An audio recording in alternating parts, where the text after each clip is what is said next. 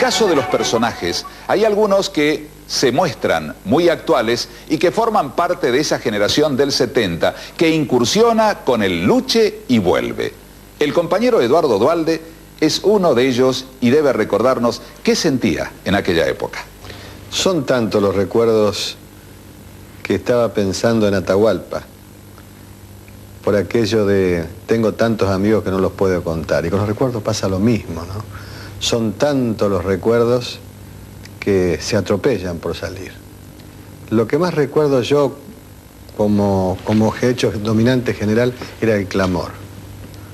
Había un clamor que estaba en las entrañas del pueblo, de la gente, y no sabíamos cómo, pero Perón volvía a la República.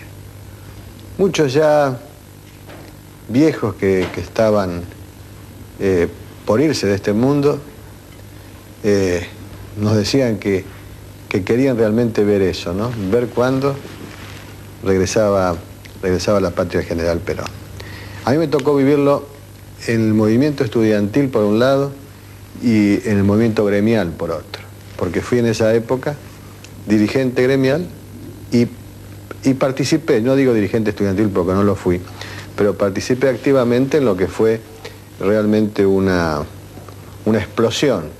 Yo no sé si diría decir de peronismo, ¿no? Pero una juventud que militaba en otros partidos políticos, muchos de ellos, engrosaron las filas en forma espectacular en aquella época. Una época plena de idealismo, una época de lucha, una época en que veníamos de pruebas muy duras, los peronistas, es decir, siempre decíamos en aquella época que no nos tocaban épocas buenas, no nos tocaban épocas buenas. Cada vez se nos hacía más difícil todo, pero estaba Perón, y nos había dejado y nos nutría permanentemente con un magisterio conceptual extraordinario. Y bueno, los gremios jugaron un papel trascendente en esa época. Y a veces los olvidamos, ¿no? Injustamente nos olvidamos. Los gremios eran los verdaderos bastiones del peronismo.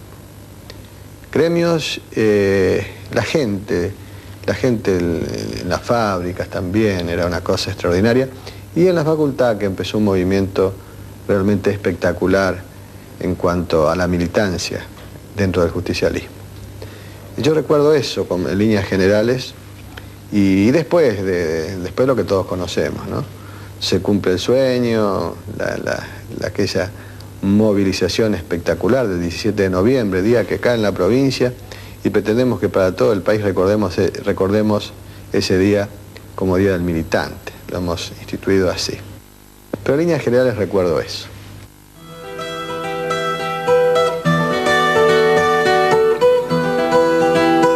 El 30 de octubre del 83 es prácticamente el retorno de la soberanía popular, con las elecciones democráticas y libres que dan como resultado el triunfo del radicalismo y la presidencia de Raúl Alfonsín. Obviamente el choque para los peronistas fue muy grande, perder una elección, pero también hubo un trayecto hacia el 89 en que se recupera la posición del líder para conducir los destinos de la patria. Sobre este tema, la vuelta de la democracia, compañero Duhalde. Y fue un golpe grande.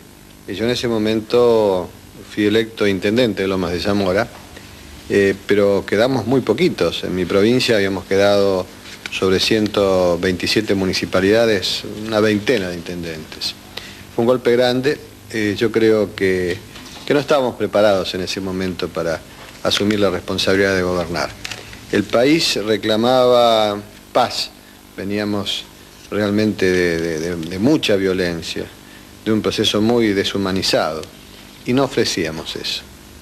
La gente no nos creyó, y bueno, vino el triunfo de la Unión Cívica Radical, y después la historia es conocida, pero yo creo sinceramente que, como siempre, el pueblo busca, en determinados momentos de su historia, busca que ciertos valores que quiere preservar estén en sus dirigentes. En ese momento erramos, realmente erramos.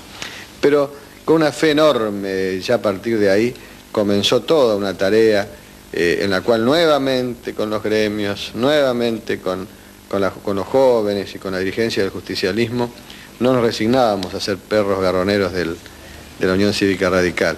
Yo digo perros garroneros porque muchos dirigentes nuestros creían que la política era morderle los talones a los radicales, sin darse cuenta de la potencia de lo nuestro y que nosotros teníamos que simplemente retomar las ideas que nos habían hecho grandes, que en nuestra provincia tuvieron una expresión extraordinaria porque fueron nuestros, los dos máximos dirigentes del justicialismo, nuestros fundadores, y siguiendo sus enseñanzas y sus ejemplos, sabíamos que iba a llegar el 89, ¿no? Un 89 muy especial, que me tocó hacerlo con quien hoy, y a partir de allí, conduce y lidera el justicialismo, el querido presidente de la República.